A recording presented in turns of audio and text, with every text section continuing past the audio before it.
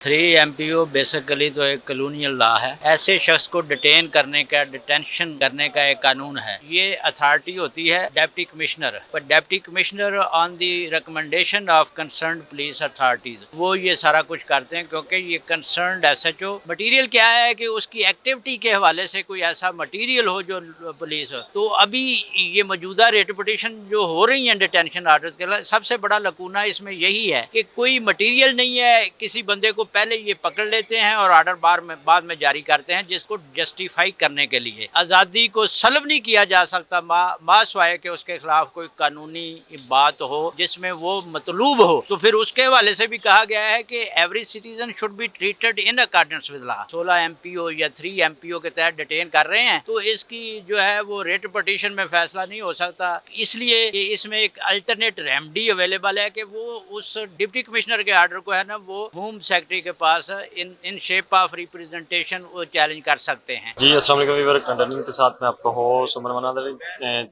9 मई के वाक़े के बाद जो मुल्क भर के मुख्तलिफ शहरों में तोड़फोड़ की गई, तहरीक इंसाफ के कारकुनान को, उसके बाद गिरफ्तारियाँ शुरू हुई, मुख्तलिफ कारकुनान को मुख्तलिफ जगहों से उठाया गया। अब उन्हीं कारकुनान को मुख्तलिफ अदालतों में पेश किया जा रहा है। आप मेरे ये अक़ल में देख सकते हैं कि ये जो तहरीक इंसाफ के कारकुनान हैं, उनकी जिनकी गिरफ्तारियाँ हुई थी, उनके केसेस को लाहौर हाई कोर्ट में चैलेंज किया गया है। उन्हीं की गिरफ्तारियों के हवाले से ये आप मेरे अक़ल में देख सकते हैं कि कारकुनान के वालिदैन भी यहाँ पे मौजूद हैं, वो यहाँ पे बैठे हुए हैं। उनकी जो मुख्तलिफ गिरफ्तारियाँ हैं, किसी को 3 MPO के तहत गिरफ्तार किया गया है, कुछ कारकुनान को शनाख्त परेड के हवाले से गिरफ्तार किया गया जो तोड़फोड़ में मुलव्वस है। उनका 8 रोज़ा जिस्मानी रिमांड दिया गया है। जो लोग गिरफ्तार किए गए थे उनका 8 रोज़ा जिस्मानी रिमांड इसलिए दिया गया है, शनाख्त परेड के लिए उनका जो जुडिशल रिमांड हुआ है कि वो शनाख्त परेड में जेल रहेंगे और वहाँ पे उनसे वहाँ पे जो इन्वेस्टिगेशन ऑफिसर है वो जेल में जाके उनकी जांच पड़ताल करेगा और वो देखेगा कि जिन लोगों ने जलाओ गिराव किया, तोड़फोड़ की मुल्क के मुख्तलिफ शहरों में, क्या ये वही लोग हैं जिनको गिरफ्तार किया गया है। तो आप मेरे ये अक़ल में देख सकते हैं कि किस तरह लोग बैठे हुए हैं। हमारे साथ कुछ वकला भी मौजूद हैं, आइए उनसे भी जानने की कोशिश करते हैं कि 3 MPO क्या है और शनाख्त परेड क्या है, शनाख्त परेड में कितने दिन रखा जा सकता है, शनाख्त परेड के बाद सज़ा क्या हो सकती है, शनाख्त परेड के बाद कौन सी दफ़ात के तहत मुकदमा दर्ज होगा और 3 MPO क्या है, 3 MPO किस अदालत में चैलेंज किया जा सकता है, क्या 3 MPO का जो मुलज़म है उसकी रिहाई हो सकती है। हमारे साथ कुछ वकला भी मौजूद हैं। 3 MPO बेसिकली तो एक कॉलोनियल लॉ है, जिसमें सबसे बड़ा जो है ना वो ग्राउंड जो उसकी बनाते हैं, किसी शख्स ऐसे शख्स को डिटेन करने का, डिटेंशन करने का एक कानून है कि कोई ऐसा शख्स जो सोसाइटी के लिए, जिसको हम अमन आमा कहते हैं अपनी ज़बान में, वो उसके लिए कोई ख़तरा हो तो फिर उसको वो डिटेन करने का एक आर्डर जारी करते हैं।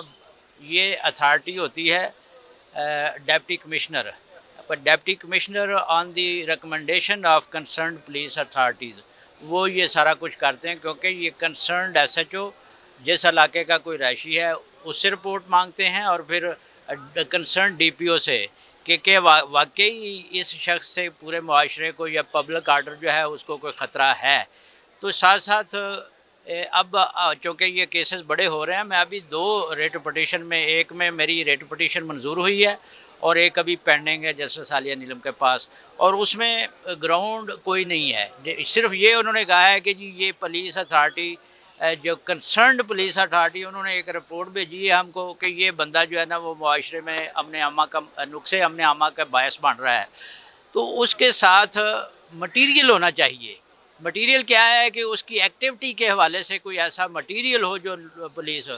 तो अभी ये मौजूदा रेटिपिटेशन जो हो रही हैं डिटेंशन ऑर्डर्स के लिए, सबसे बड़ा लकूना इसमें यही है कि कोई मटीरियल नहीं है। किसी बंदे को पहले ये पकड़ लेते हैं और ऑर्डर बाद में जारी करते हैं, जिस उसको जस्टिफाई करने के लिए।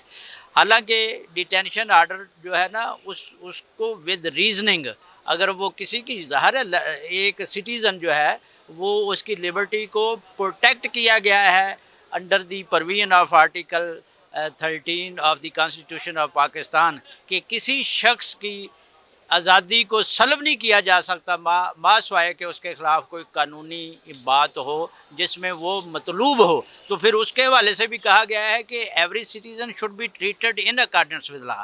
कोई शख्स जो है उसकी आज़ादी को बग़ैर कानूनी जवाज़ के नहीं रखा जा सकता, कर्टेल नहीं किया जा सकता।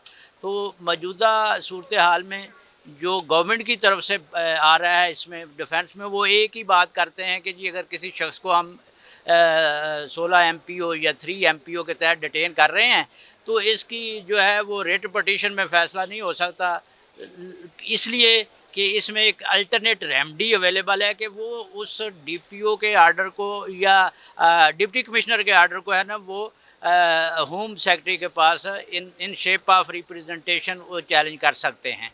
तो ऐसा नहीं है, क्योंकि इसमें किसी की लिबर्टी का इशू है और फंडामेंटल राइट में ये वाज़े तौर पे कहा गया है कि कानून के मावरा किसी की लिबर्टी को कर्टेल नहीं किया जा सकता। इसी वजह से अदालतें जो हैं वो बड़ा सख्ती के साथ जो है ना वो डिटेंशन आर्डर को सेट असाइड कर रहे हैं। अभी तो मुझे अभी थोड़ी देर पहले अदालत से ही ये चला है, एक रेट पिटीशन में वो लाहौर की हद तक तो आलमोस्ट सारे डिटेंशन आर्डर जो है ना वो गवर्नमेंट ऑफ पंजाब ने विड्रा कर लिए हैं।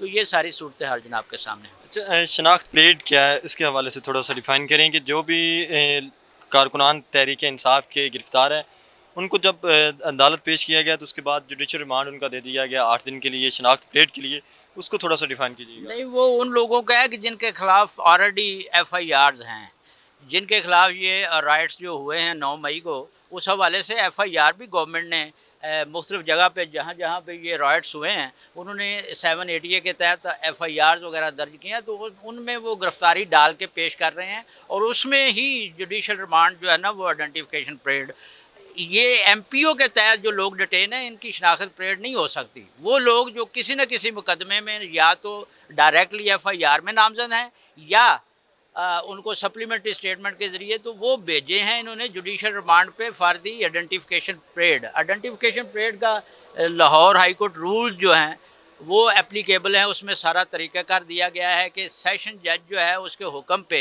एक मैजिस्ट्रेट जाता है जेल में और जेल में जाके एक दिया गया जो हाई कोर्ट रूल्स के मुताबिक प्रोसीजर है वो फिर आइडेंटिफिकेशन परेड मुद्दई करता है या विटनेसेस जो भी हों वो मजिस्ट्रेट की ज़ेर निगरानी वहाँ पे डमीज़ वगैरह बैठा के जो भी इल्ज़ाम लाए होते हैं FIR के उनकी आइडेंटिफिकेशन परेड करवाई जाती है।